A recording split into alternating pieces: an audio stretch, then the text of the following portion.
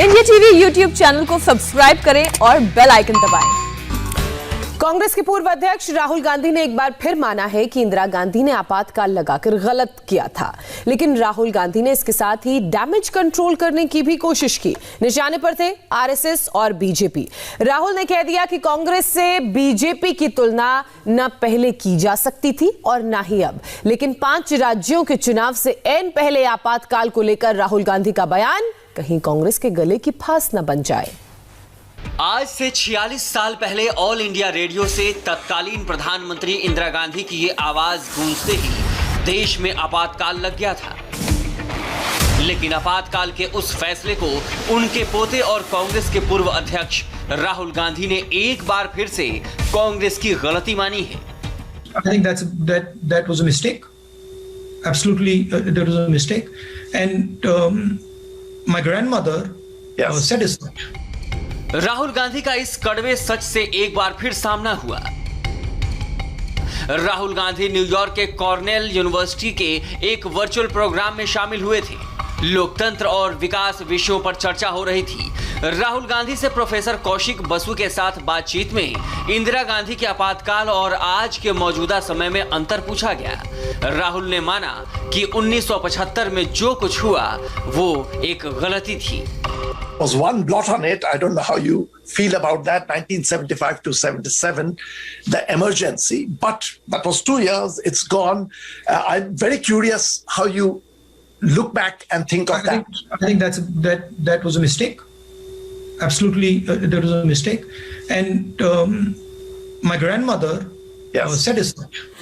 राहुल गांधी ने अपनी दादी के फैसले को गलत तो माना, लेकिन साथ ही ये भी कहा कि आज के वक्त में जो कुछ हो रहा है उसमें जमीन आसमान का फर्क है। राहुल गांधी ने अपने चिर परिचित अंदाज में संवैधानिक ढांचे का हवाला देते हुए आरएसएस और बीजेपी को कोसा और कह दिया कि कांग्रेस और बीजेपी की तुलना न तो तब हो सकती थी और न अब।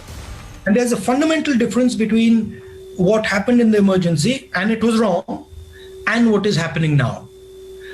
The Congress party at no point attempted to capture India's institutional framework.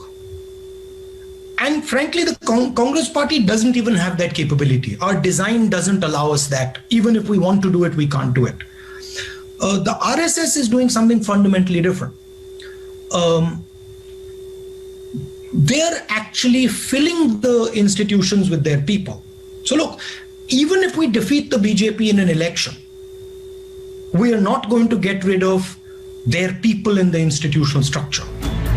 Rahul Gandhi ने इस चर्चा के दौरान जहां बीजेपी और आरएसएस पर देश की संस्थागत ढांचे पर कब्जा करने का आरोप लगाया, वहीं बीजेपी और कांग्रेस पार्टी के अंदर लोकतांत्रिक मूल्यों की भी तुलना की। राहुल ने कहा कि वो कांग्रेस में पहले व्यक्ति हैं जो ये मानता है कि पार्टी के अंदर लोकतंत्र जरूरी है। So I'm the first person that says, look, democratic elections within parties absolutely critical. But I got a question for you. It's interesting to me that this question is not asked about any other party. Nobody asked the question, why is there no internal democracy in the BJP? No one asked the question, why is there no internal democracy in the BSP? Nobody asked the question, why is there no democracy in the Samajwadi Party? Rahul Gandhi अपनी party के अंदर जिस लोकतंत्र की बात कर रहे हैं, दरअसल उसकी बुनियाद आजकल हिली हुई है। कांग्रेस से असंतुष्ट नेताओं ने अंदर खाने मोर्चा खोल रखा है। पिछले साल अगस्त में कांग्रेस आलाकमान को पार्टी की अध्यक्षता को लेकर चिट्ठी लिखने वाले G23 ग्रुप के सीनियर नेता जम्मू में फिर सक्रिय दिखे हैं, जिसे लेकर कांग्रेस के अंदर गृह युद्ध जैसे हालात हैं। और राहुल गांधी हैं जो पार्टी के अंदर लोकतंत्र का गुणगान करते नहीं थक रहे। 5 राज्यों के चुनाव सिर पर हैं। ऐसे में एक तरफ जहां कांग्रेस अंदरूनी कलह से परेशान है, वहीं दूसरी तरफ राहुल गांधी का इमरजेंसी को लेकर यह बयान पार्टी के लिए दोधारी तलवार साबित हो सकती है। नमस्ते, मैं हूं मीनाक्षी जोशी। वीडियो और खबरों से अपडेट रहने के लिए India TV YouTube channel subscribe करें, बेल आइकन दबाना ना भूलें। जुड़े रहें इंडिया टीवी के साथ।